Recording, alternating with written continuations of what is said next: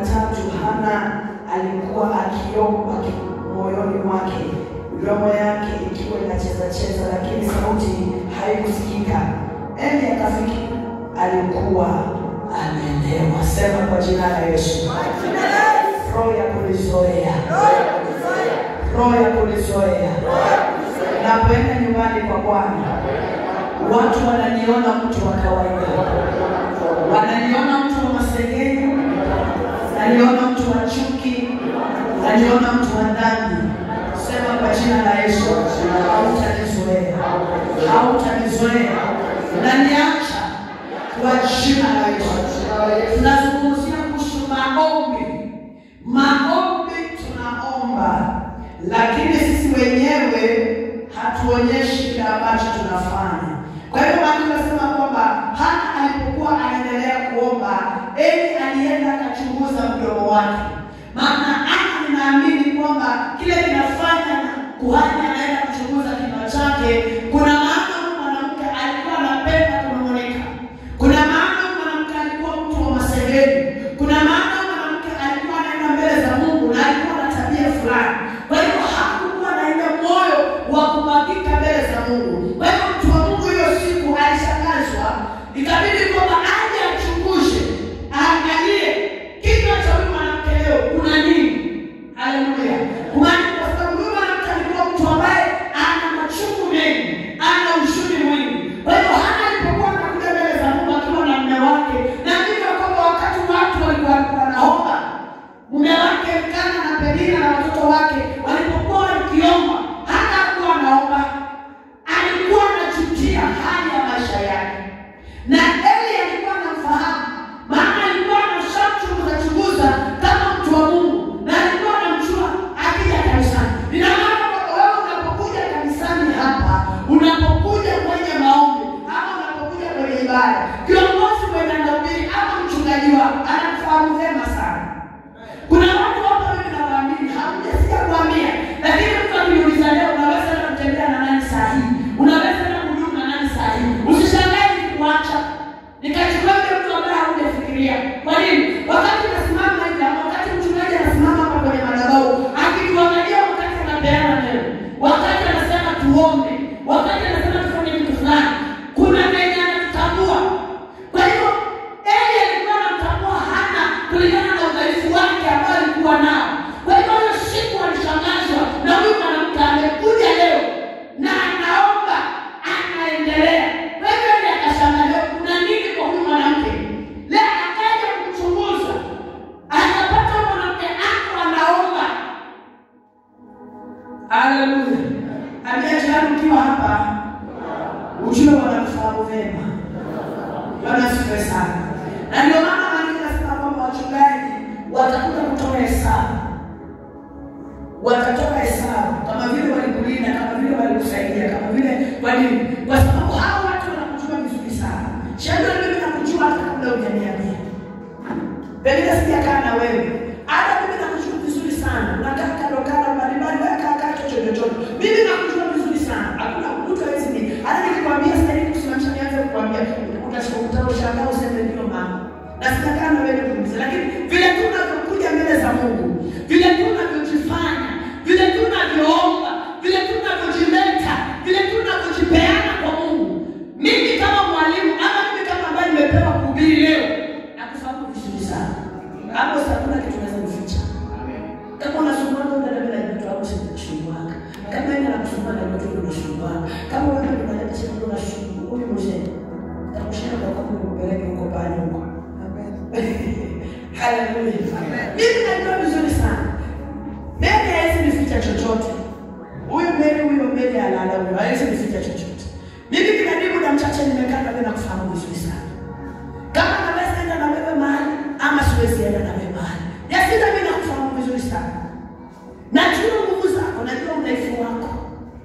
Wakati unakaa. Kwa hiyo Eli alikuwa anajua hali ya Hana alikuwa nayo. Ndio maana alikuja kuchunguza.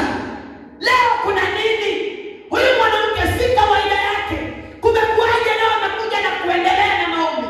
Kwa hiyo ikabidi mtu wa Mungu akakosa mahali penye alikuwa amani. Kuna roho alimuongelesha. Enda uone huyu mwanamke. Kuna nini?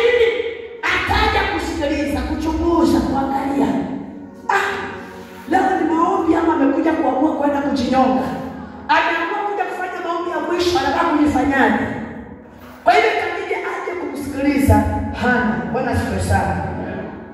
Kwa hivyo wakati uko kanisani ukifanya maombi, fahamu kwamba unaeleweka vizuri.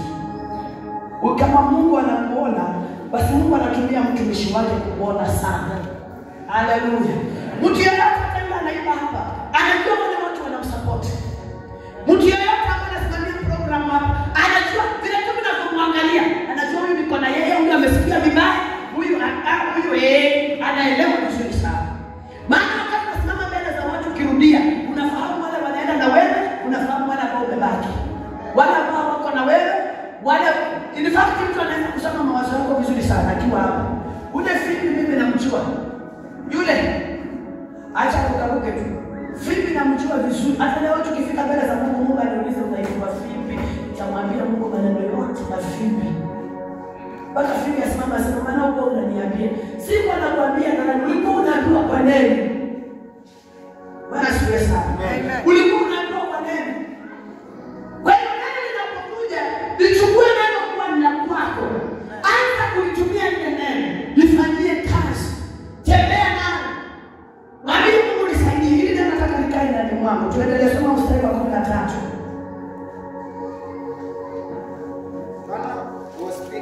In her heart, only her lips moved, and her voice was not heard. Therefore, Eli took her to be a drunken woman.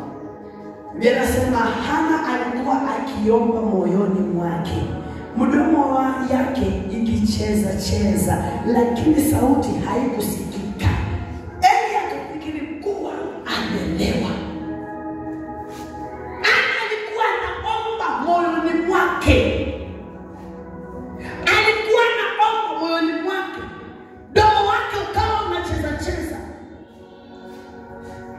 Lakini maneno ambayo alikuwa anazungumza hayakuwa yanatoka. Eli akaja kusikiliza na kuchunguza, kuangalia huyo mwanamke anafanya nini. Hana alikuwa ameamua kuenda kuomba yaliyo ndani ya moyo wake.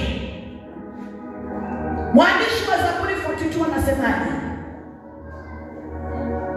Mkanda tunafanya polepole na kama muda mchache hata dakika zangu zinaisha. Psalms 42.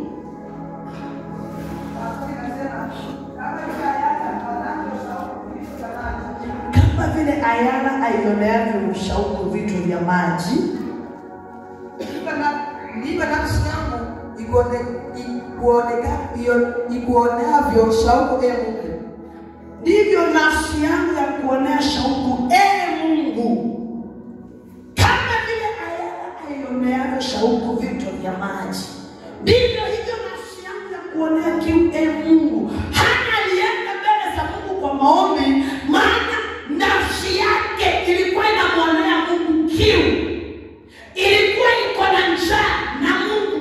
Maombi utaomba wakati ambapo una njaa na Mungu. Mahali ambapo una shauku, una kiu na Mungu, ndio utafanya maombi. Maombi kuna watu wengine hautaki kuomba. Maombi lazima uwe na njaa. Lazima uwe na kiu. Hauwezi kaa siku mbili bila kunywa maji. Maybe umeingia fasting ya Ibrahim. Na tunaruhusiwa kwamba hata kama ni hivyo kutokula kitu, basi maji usimalize siku 3 zikiisha anza kunywa maji. Hauwezi hata fasting siku 3 zikaisha, ukaanza siku 4, 5 na 6 bila kunywa maji, utakufa. Maji ni uhai. Hivi unaona ina survive hivi na kanyama ni maji. Maji ikiisha ndani mifupa utaniona. Damu ni kidogo sana, maji ni mengi. Wala siwe sana. Kwa hiyo hana kitu na njaa na kiu na Mungu. Kwa hiyo ndio sababu mwandishi wa Zaburi anasema nafsi yangu ya kuonea kiu, ya kuonea shauku Mungu. Nafsi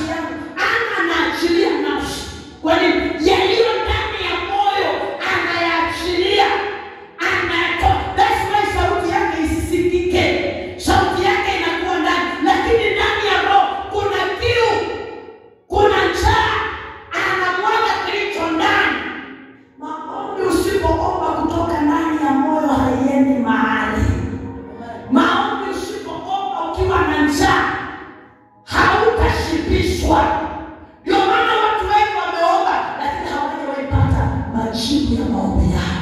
Najiuliza kwa nini unaomba lakini hujapata majibu? Ni kwa sababu unaomba mbele za Mungu lakini hauna ile kiu, hauna ile njaa, hauna ile tamaa, hauna. Unaomba kwa sababu watu wengine wanaomba, lakini hauna kwa sababu wacha niombe, ninaamua kuomba until kitu kitokee. Kisipotokea leo, kesho nitakuja. Kisipotokea nitakuja. Wakati mwingine unakula chakula kingine huko hautaki. Unakula pengine chai na mandazi na roho yako haitaki. Unataka chai na viazi. Pengine unakula chai na viazi, unataka chai na kideri. Unakula kitu. Kwa hiyo lazima ufike siku ukule kitu ambacho kinaendana na wewe. Kwa hiyo maombi lazima uombe kitu ambacho kinaendana na wewe. Kinapendana na wewe, kwa Mungu kinaendana. Haleluya. Kama unafanya vya kwako basi havijaendana. Lakini unapofanya maombi na iendane na Mungu, basi automatically Mungu lazima atakuja. Lazima Mungu atakuja. Lazima ataachilia kitu. Lazima kutatokea jambo. Haleluya. Soma mstari wa Mungu ngapi? Soma ya pili. Nafsi yangu inamwonea Mungu kiu. Mungu aliye hai. Ni lini nitaweza kwenda kukutana na Mungu? Nafsi yangu ya kuonea kiu. Mwandishi wa Zaburi anasema nafsi yangu ya kuonea kiu. Thirsty.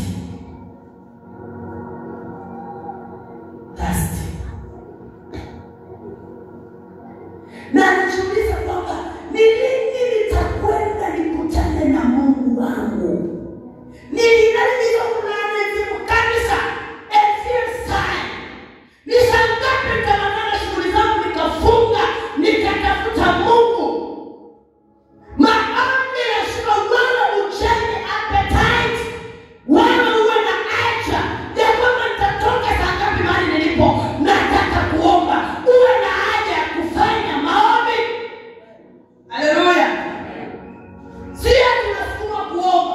Kama vile tumekuwa tukiomba, kuna watu ambao waliomba dakika 5 wakanyamaza, wakaomba dakika 10. Leo wameshangaa tunaomba nataka tuombe naomba 1.5 tutafika 2 hours. Hakuna mchezo hii mwaka tunaenda level nyingine. Kama wakati maombi ni utahama. Haleluya. Kama naweza kuwa kwa huduma hii ya kirona, siwezi kuomba 2 hours mfululizo tu, nina focus na ninaomba. Siwezi kuomba 3 hours basi kesho nisikuje. Na ndio maana kesho niko kwa sababu mtu anataka kuomba. Nataka tufanye power. Power inatoka wapi kama wewe hujaomba? Lazima tuombe. Ndio power ikuje. Power inatafutwa. Maombi ni vile simu yangu itaisha moto. Sitakaa leo kama ina moto, sitaweza communicate. Lazima tutafuta chaji. Niende nikugilie kwa ukuta, niwashe moto. Ichaji ndio nipate power na niweze kuongea na wewe. Ukitafuta kama ina moto basi hatuwezi communicate. Kama wewe hauombi, Mungu hataanza communicate na wewe. No communication with God. Lazima wewe mtu wa maombi. Lazima wewe unachukiza na chunga ng'ombe yangu. Naenda kuomba saa ngapi?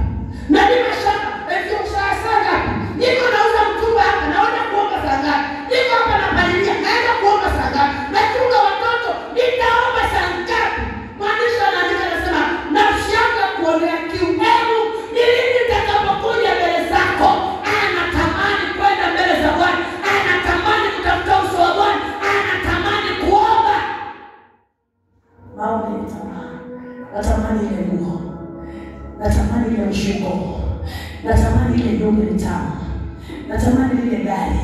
Watu wanatamani tu ndoa za wenyewe hapa, mjui ndoa zinatengenezwa. Mtu amesema mahali ndoa ni kama nyumba ambao unaenda kule. Na bwana na kitu na vile vitu vyote. Unaanza kununua ukiweka. Naenda gharama. Acha nikwambie, maombi lazima ujiulizane wewe. Ndio saa ngapi? Na unapoenda kuomba wacha kumwekea Mungu kiwango ya kwamba nitakapenda kuomba ndio saa fulani. Maana ni kitu ambacho umetamani. Kama umetamani kuomba, hautaomba dakika 5. Ili fakto unasimamisha amen, unasikia roho yako wanakuudhi, maana kuna vile umepasuka unasikia uendelee kuomba. Haleluya. Amen. Unasikia uendelee kuomba. Mambo utasukuma. Mambo mwenyewe kujisikia ndani yako na hapa ni mazako. Hata kama unasikia maombi yako lakini unajua ni masaa unataka kuomba. Kuna watu wengine hata tuko ifuni nilikwambia lazima anatafuta hilo. Ayakora kamasi, unajua usheha, lazima mtumba itakuwa tukule. Maana kitu nimepikwa hiyo siku ni kitu ambacho huwezi kukula. Unasitafuta lazima ufanye nini? Kule. Kwa hiyo unatafuta njia yoyote hii tumbo ipoe. Ukunywe ipigwe gasi liko ndani, lishe. Utafute vile utakula. Lazima sasa na mimi. Lazima hapa lazima utakula. Watu wamepika machapo hapa, wamepika vitu vitamu na tumbo yangu inasumbua. Naona mtu anatafuta kwa duka dawa. Kwa nini asikae? Kwa nini asitulie? Kwa nini anataka kukula? Maombi lazima wewe mwenyewe utake. Usifikirie ni kitu rahisi. Wakati mwingine si kitu rahisi. Unatafuta mbinu ya kufanya maombi. Unatafuta mbinu ya kufanya maombi. Mimi siku hizi nimekuja kwa wakati ambapo Mungu anataka niombe. Kuna vitu vinakutaka tu hivi. Na sababu kimaliza hii nyingine na hiyo. Kimaliza sababu na shida nyingine inatendeka. Jamani, nimekuwa nikiomba lakini mbona kumbe Mungu anataka mahali penye umefika basi nani haujafika. Ingia kwenye hatua nyingine basi songa. Ukiona challenges vitu vikiingia kwenye maisha yako, Mungu anataka uingie kwenye kiwango kingine cha rohoni. Omba! Usiangalie hiyo kitu. Usiangalie hiyo hali. Niambie umenisaidia kuweza kuonana na Mungu. Leo naenda kuomba. Kama ni wewe umenisokoma, leo nitaomba. Lazima nitaomba. Lazima nitaomba. Lazima vitu vitafanyika kwenye maisha yangu. Lazima mambo yangu yanabadilika. Hii kesi imekuja lazima inatatulika leo. Unaomba mpaka kile kitu kimekuja kinaambia shetani nitutuma wapi? Unaomba mpaka kile kitu kimekuja kinaambia Mungu kwenye mkono tunafikia tutabaida. Mungu tumekuachia. Hata mtu hapana. Nataka mbona mpaka ufike mahali sema mtu nani hautaomba. Omba mpaka hata utafika unanisikia hapa roho zimekataa na Mungu haupendi. Na kuna haendi tutaomba tutamaliza leo sasa umefika mahali. Haleluya. Nitajua ni kijiji yenye moto nikutupa hivi na fahamu na mna kunichomeka. Lakini kama bado kuko silence, kumenyamaza, kuna kitu kibaya. Kama ni mfungo funga, kama ni maombi omba, kama ni nini fanya, omba mpaka kitu kitokee. Haleluya. Sema nitaomba. Sema nitaomba. Sema kinachonizuia ya kwamba nisiombe. Kinachonizuia ya kwamba nisiombe. Sema nitaomba kwa jina la Yesu. Ninasema kwamba nini ninaweza kwenda kuonana na Mungu. Ni saa ngapi? Saa 8 na saa ngapi? Friday itafika siku gani? Thursday itafika saa ngapi? Sunday mtalalanga tu kama nasikia iko kwa simu. Ukisikia kalamu kamefanya ndani na blanketi na wewe unafuatana kabla ana kujaisha unashuka. Unafinanga simu na maji kwa uso unaosha kama ni kuoga unaoga. Na ukitaka vizuri unapima na sasa kuvaa tena. Maana wakati mmoja tupai socks unaona si mzuri unatupa. Unaenda kwa sanduku unachukua nguo unavaa unaona na kufinya. Time yako inataka kuharibika na unaamka mapema. Umeamka saa mazuri. Weka dakika za kuvaa unavaa dakika kama ni 30 weka 30. Wewe na mke na watoto watatu mtakuwa mmemaliza kuvaa. Mimi nilipatia dakika 10 naweza ongea ndani nikaenda mmoja nitoke tafuta na wewe kwa kiasi. Dakika 10 pekee naweza oga na nitajipaka mafuta tafuta na wewe kwa kiasi. Na kwa sababu bibi yangu daka nifanye basi na namwambia nipate dakika 5. Haya kwa lazima nitaoga. Lazima bali sioga kila siku nyingine na kusumbua leo kusumbua shida. Na sumbua hii yenye ina rangi hiyo. Na kama ina rangi basi ina rangi. Acha kunisumbua. Unasiweza. Usiharibu muda wako. Ni nini? Maombi usiharibu muda wa maombi. Usikubali kuharibu saa ya maombi. Usikubali kuharibu dakika za maombi. Kama ni maombi umekuja na umesema omba, tumia nafasi vizuri. Tumia hiyo muda vizuri. Omba ni kwamba hakuna sengine utapata nafasi ya kuomba. Maana hujui pengine umepewa hiyo muda uombe, ukachiokoa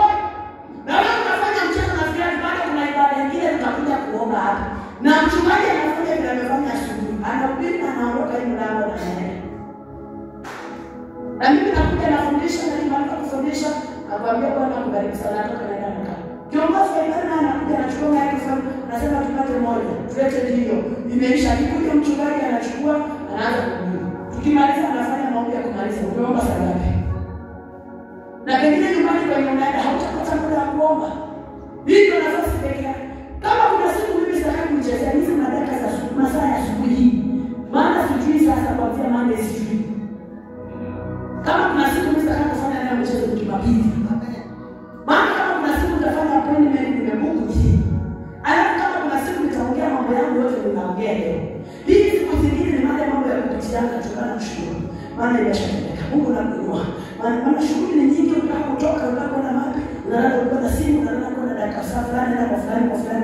Kwa hiyo masaa ya kutoa nafasi ya kuomba masaa matatu, hata 4 ama 2 ama 1 inakuwa ni muhimu. Kwa hiyo unapokuja hapa hiyo ndio time yako.